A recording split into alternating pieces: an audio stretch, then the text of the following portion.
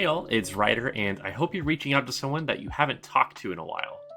Your support continues to bewilder me, as I didn't think many people would be interested in watching long-form video essays on a niche part of the game like PvP. I'm truly grateful for all of you, and if you're not already, please subscribe to the channel to show your support. Onto the video. I'm noticing a trend of players straying away from Rallying Cry to try alternatives and classic defensive options, but most specifically Pariah. I haven't seen Pariah-related sets like Fortified Brass or Trial by Fire mentioned often, but based on how I conducted my study, these sets effectively operate the same way, and the findings are applicable.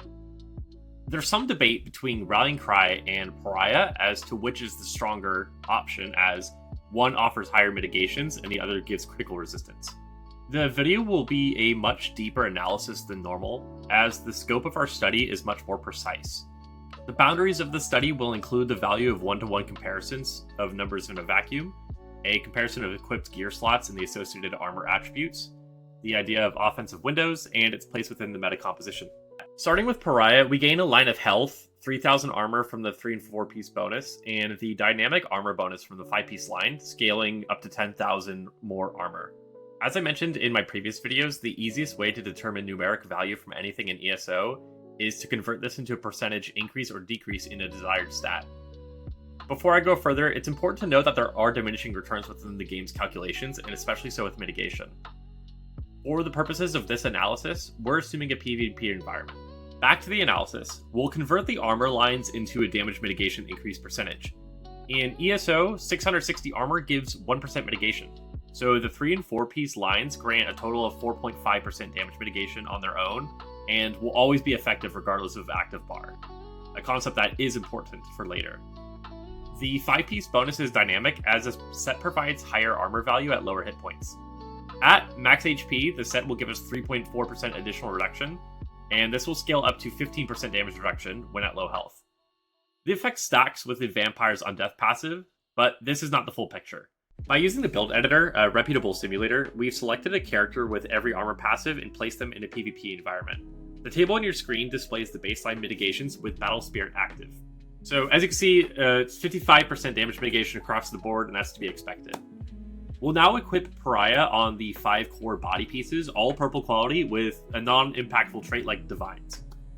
The displayed resistances will reflect all heavy armor passives selected, but won't possess any other skill points or equipped items. So the average resistance increased quite significantly, with physical damage types rising to 68% and the damage mitigation for magical attacks rising to 64.6%. These numbers follow the expected trend and haven't received any diminishing returns.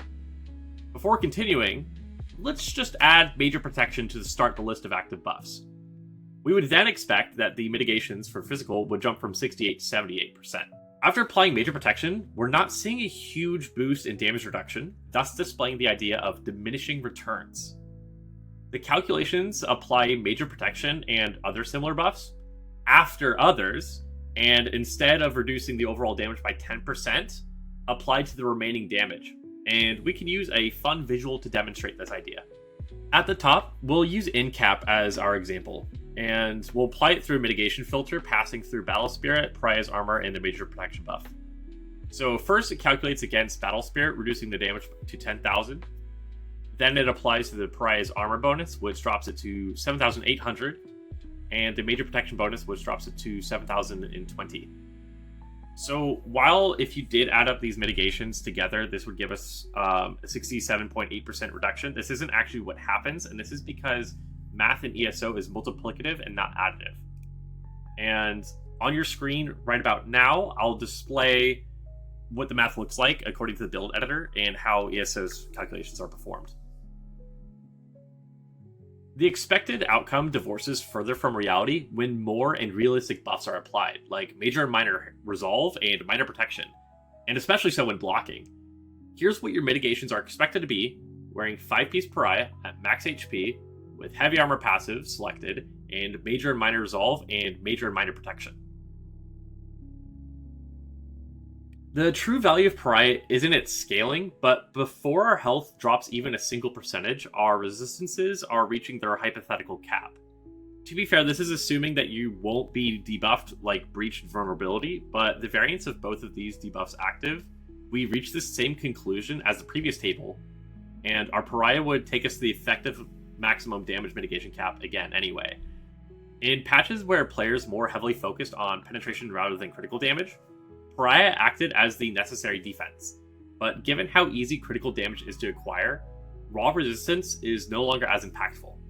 I don't want to open this video to the discussion of direct counters to Pariah as well, such as the prevalent and growing trend of players using Onslaught and Corrosive Armor to bypass resistances, though these are important factors as well.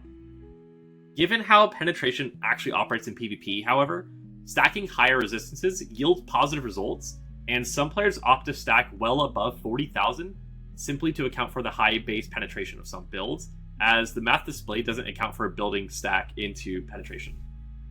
As I mentioned, however, this build type is currently not common in Update 46 as it was previous updates.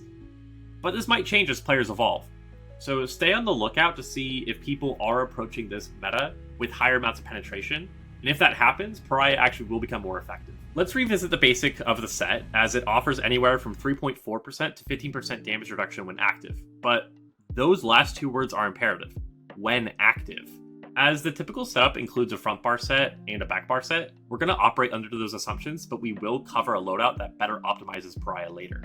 In previous patches where burst combos were less devastating, the time to swap to your back bar and recover was longer, but this window has shrunk as a player can deal an entire HP bar worth of damage nearly instantly. If a player wearing Pariah is struck or ganked while they're on their front bar, they're not going to gain any of the bonuses from Pariah. And as more players are using Storm Calling and utilize the Amplitude passive, this detail matters progressively more. Let's assume a scenario where the player wearing Pariah is expecting to get hit like a duel. We'll call the Pariah player Player A and their opponent Player B. Player A sets up their combo, but during such time, Player B launches a merciless resolve that critically strikes, dropping Player A's health into a fatal range, and Player A could die if they don't immediately recover. Player A swaps to the back bar and heals to full. The fight continues, and Player A goes for their combo again, but takes a critical strike from Incap and Bow proc, dropping their HP to the fatal threshold again. In this scenario, our Player A keeps having their offensive window cut before they could deal enough damage to safely secure their win condition. Player A could swap from the traditional setup and run an arena weapon instead of a monster set, or some other combination to keep Pariah active at all times, and that would solve this problem, but even so, as the table's displayed, stacking higher mitigations on a generalist build can only yield so much. Before I have any comments about perma-blocking tanks, the mechanics behind their survivability is outside the scope of today's topic, but essentially they stack multiple types of mitigation such as block and critical resistance in addition to scaling HOTS. This brings us to explain the popularity of Rallying Cry. The set provides 24% critical resistance and doesn't feel any diminishing returns as the stat scales without consequence. Some have speculated that there is a maximum value of effectiveness being around 3400, but we've never had critical damage so high, and these theoretical caps are scrapped with the release of subclassing. Moreover, Rallying Cry can be activated on your back bar and remains active while you're on your front bar. If we revisit that dueling scenario between Player A and B, Player A would have a larger offensive window as the incoming damage would be greatly reduced while they're offensive. Player A might even have the possibility of pressuring Player B further to extend the offensive window even longer. This brings us back to the idea that I mentioned in my Getting Better at PvP video, that a player can be locked into a defensive feedback loop, and Rallying Cry helps prevent this from happening to you. The analysis of the set will ignore the group application and damage reduction calculations per group member, though it's important to note that while this set is stronger than Pariah in a solo environment, the effect also impacts your group's performance as well, further solidifying the set's popularity. So, does Pariah have a place in Update 46? Yes, but to be honest, if you're running solo, run Rallying Cry. It's more versatile, scales better with diminishing returns, is effective against most players, and grants you spell damage. If you have someone in your group running Rallying Cry and you want a set that boosts your survivability, then Pariah is an acceptable option. But try to build into it being active at all times rather than just on one bar. Also, if your offensive set is light and you're wanting more resistances, Pariah will offer an option to equip most pieces on the body to grant heavy armor passives and greatly fortify your maximum effective hit points. Finally, If the meta evolves in such a way to make critical damage less lucrative, Pariah may see a return to the spotlight, but as of right now in Update 46, Rallying Cry beats this. If there are any set comparisons you'd like me to perform, let me know in the comments. If the comparisons are easy enough, I may even be able to provide support immediately, but I won't know until this suggestion is offered. To end the video, I'd like to have a chat with everyone for just a little bit. A few people have asked me for a Discord, and I can't provide an answer without some background information. I'm not someone who likes to act as the sage on the stage, but I rather prefer to facilitate discussions between players to reach their own conclusions. This is the thesis of my channel, as I'd rather empower and informed player freedom, rather than strictly telling someone to do X, Y, and Z. Because of this, I don't think I would want a Discord just dedicated to the channel, as that seems rather egotistical, but perhaps I think this is because I removed myself from all other social media. Let me know what your thoughts are on this perspective. I do have a Discord that I use for my trifecta teams that I could potentially open up, but I'm wary of invading my own space this way. Just know that I do read your comments, and even if I don't explicitly respond to them, I consider each comment you made on my channel, including requests for the Discord. As always, I appreciate your guys' support, and remember to reach out to somebody that you haven't talked to in a while. Take care.